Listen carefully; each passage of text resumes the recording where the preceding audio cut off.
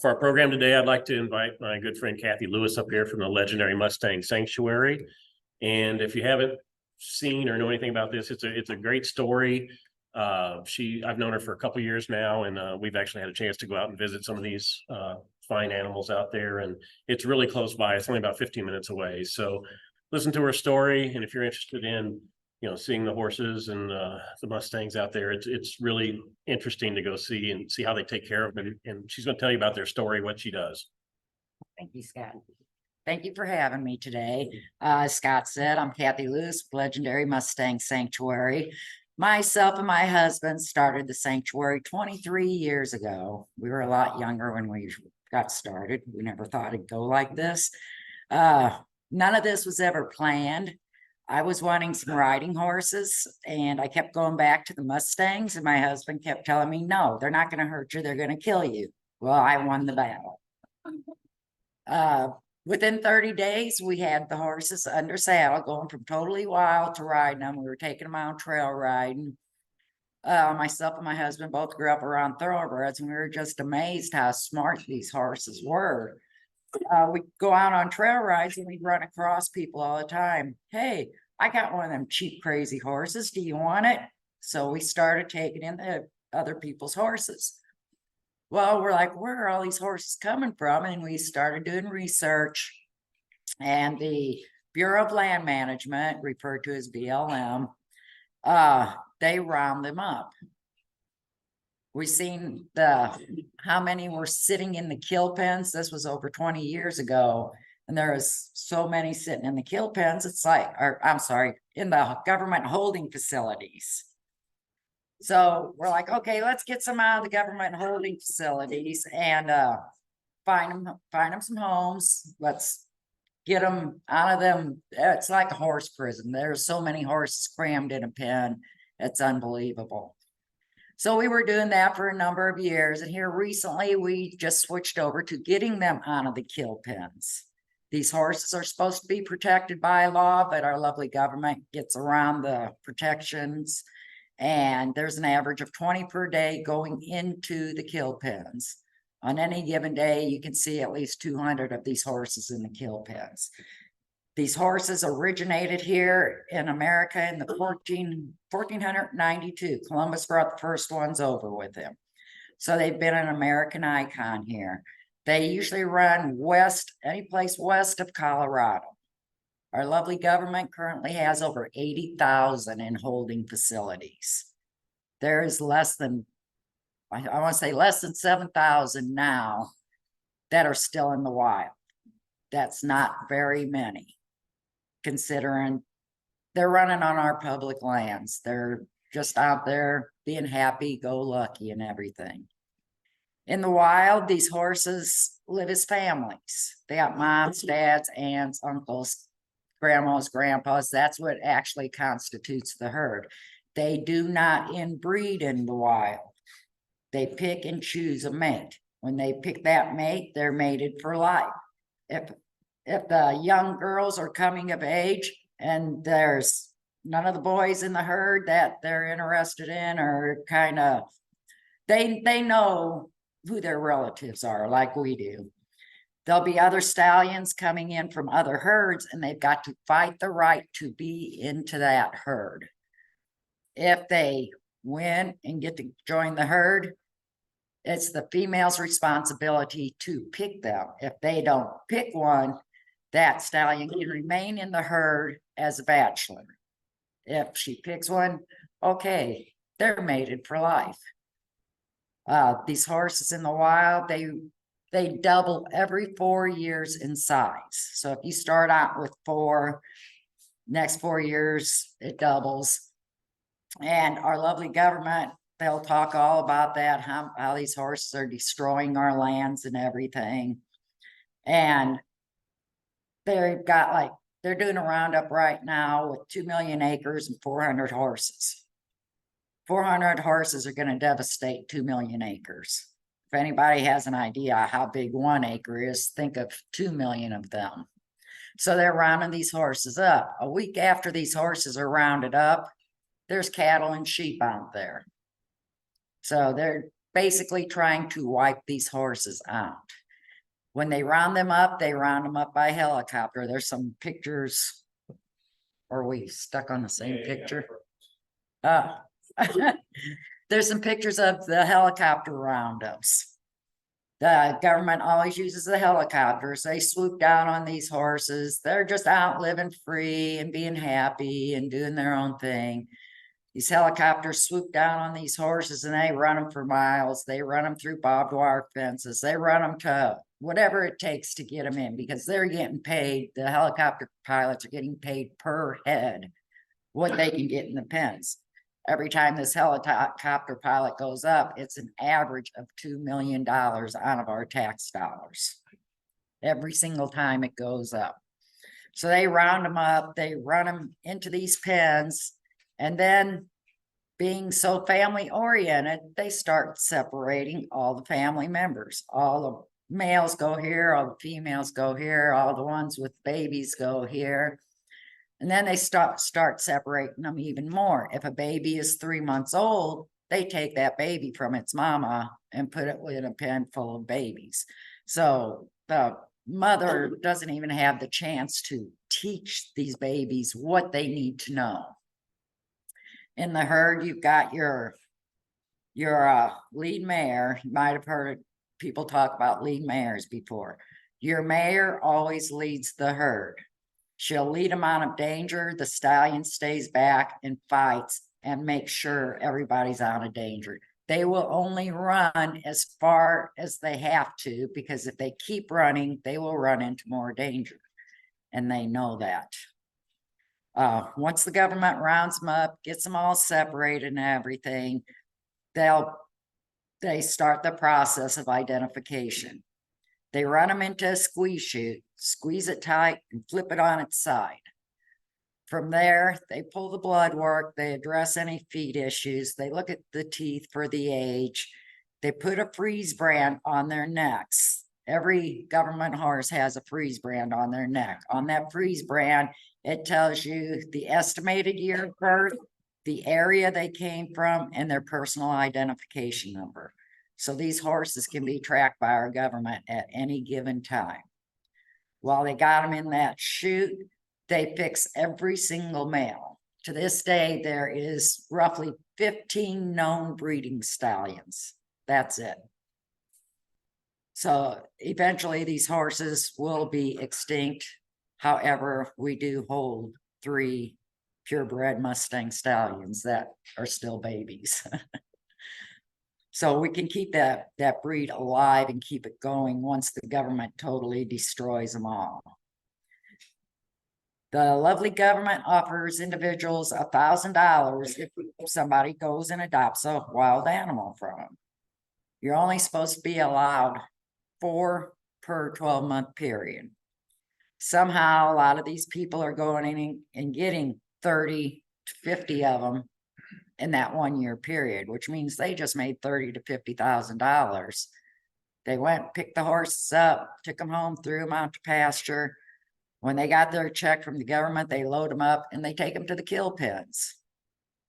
These kill pens, they just sit there waiting for their final destiny. They ship them to Mexico and Canada because there's no slaughter allowed in the United States anymore. They ship them to Mexico and Canada. The burros get skinned and their skins get sent to China because in China they use the oils from the skin for anti-aging. So these animals have the fate of coming to their final end. What we do now is we step in, we get the funding together to go and get all that we can from the kill pens. And we can only keep 50's our maximum. And in the last 8 months, we've brought in 40. So we work with them when they come in. We know they have to be healed. So we don't try jumping in right away and getting them gentled or anything. We let them decide when they're ready. We don't know what these horses have been through in the past. I mean, some of them, you look at them the wrong way and they run the opposite direction. Some of them are real curious, so we let the horses decide when they want to be accepted by us. Once they're accepted by us, we start our training process. We get them halter broke and leading and picking up their feet and loading in the trailer. Sometimes we get them as far as being ridden. And then we put them up for adoption. People come in and adopt them. It's an ongoing process. We get calls every week wanting to know if we've got more room. People saying there's 20 more just got dumped in there. 20 more just got dumped. We usually get tractor trailer loads of them. That's why we got so many at once. We are set up for tractor trailer loads to just come in and unload a whole load of horses all at once. So we're constantly busy dealing with the horses. If they got injuries, if we got to call the vet out, the majority of the injuries and everything we handle ourselves. But sometimes you get to the point where you got to have the vet out. Some of them that we get in from the kill pens are elderly, and nobody really wants an elderly horse. It's going to live its life out of the sanctuary. We've rescued 4 of them now from the kill pens that were pregnant when they went into the kill pens. So people are not doing what they're supposed to, kind of like your dogs and cats. They get these horses, they let them breed, and then they just haul them off to the kill pen. Without people like us stepping in to get these horses out, it would have been a definite death for the baby and the mother. We also get horses on a California Forest Service. California Forest Service is different than the Bureau of Land Management. The Forest Service does not use helicopters to round up their horses. They set up bait pens and put feed in there, hay and everything, and the horses just wander in there and start eating, and they got some mechanical device to shut the gate once they're in there. The California Forest Service horses seem to be much smarter because they're not ran down with helicopters. It doesn't take you near as long to get through to the horse and everything. We're a non-for-profit organization. We've constantly got fundraisers going. We don't get grants or anything. We've tried, and I'm not a grant writer apparently, but we do different fundraisers. We got a fundraiser coming up, Death by Chocolate, Murder Mystery. If anybody would like to come and participate in that, it ought to be a really good time, and it'll be a great Valentine dinner. And any questions? Come on. Yes. You mentioned the term freeze the breeder. Yes. They use liquid nitrogen. They put these numbers on this thing and connect it to the liquid nitrogen, and they just stab them on the neck, and it deadens the color follicles to where it'll always be white. You cannot, even if you shave it down to their skin, you can still see it in the indents in the skin and everything. And it is totally against the law to try to remove that freeze brand. I was able to help Kathy a couple months ago, I guess, with the trivia night. Yes. Or it was a, events like this, we really know way they get their funding. As you said, they need grants and getting up and support. So she's always putting on these different events like the Mustangs for Mustangs to talk about. Yes. Murder Mystery. So if you see anything from the legendary Mustang Sanctuary, go out and like the Facebook page. Yes, please. They have all the events out there, and just go out and take a look. My wife got me out here today. She brought some carrots and apples. So she likes to do that. That's a good job. So just little things like that. Free for the horses, a little help out. Every little bit helps. Yes. Yes. They like.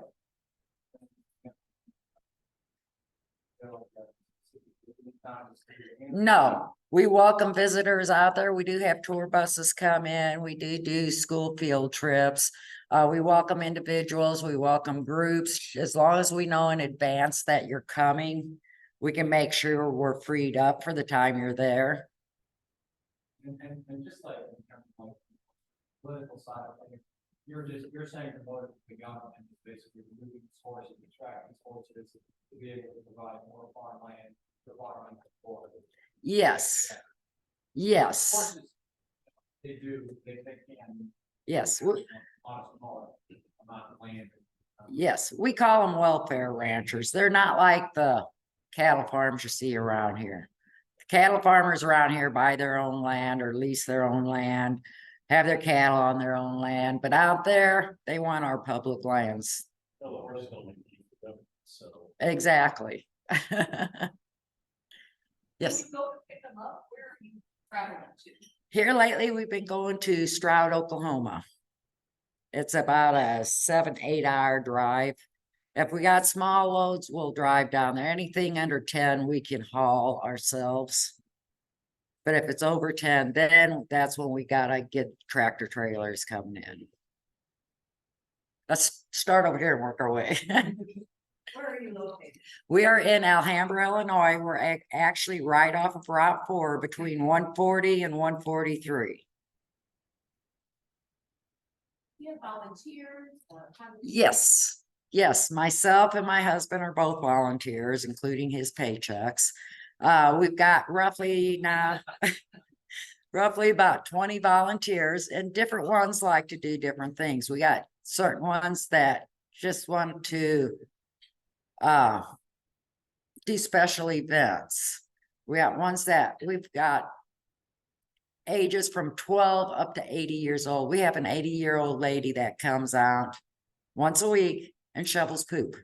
And it keeps her young. She loves coming out there. She loves seeing the animals. She brings treats every time she comes. But she's 80 years old and goes out there and still shovels poop. Yes. These Mustangs said that they're not are the Mustangs, are they in other parts of the world at this point, or is this Mustang, are they everywhere? Or what's the deal on the population outside of the United States? The deal on the pot, they originated in Spain. They are extinct in Spain. We've sent some to Germany and we have sent some into Canada. So the other countries really don't have that breed other than what we sent over there. I think we sent 10 of them to Germany and I think 5 to Canada because we ship them worldwide if we have to. And then, but if they go to breed them, they will not get the true Mustang because they don't have the male to keep that bloodline going. So the true Mustang breeding is exclusive to the United States. Yes, yes. What's your favorite horse? I don't have no favorite one. Scott, I've tried to follow one time, but roughly what does it cost a month to feed just one horse? to feed one of them a month. I'll break it down for me, Scott. You got the mathematical mind. We go through roughly $2,000 worth of hay a month on 40 horses. And how much, $7 per day, Yes, that's just hay. so about $400. Okay, per horse, yes. Now, summertime, it's not as bad because once we get the hay in, we rotate them out in pasture and they get out to pasture. But winter months, yeah, we go through some hay. Any other question? Yes, Are they all always outside of your barns that they? they're outside. We've got shelters. We've got, right, with being so muddy right now, we've got all these pens set up and each pen has shelter and its own water trough and everything. Like I said, when it's nice out, we rotate them in the pasture. Like the weather that's coming in this weekend when it's. They'll still be outside. That's one thing people make the mistake of is putting blankets on their horses. With the Mustangs, they're from the wild. They've lived through harsher stuff than what they're ever gonna see here. And people put these blankets on and then the horses don't grow their winter coats like they need to. When it gets as cold as it's gonna be, we do give them extra hay because them eating the hay helps keeps the warmth. That it?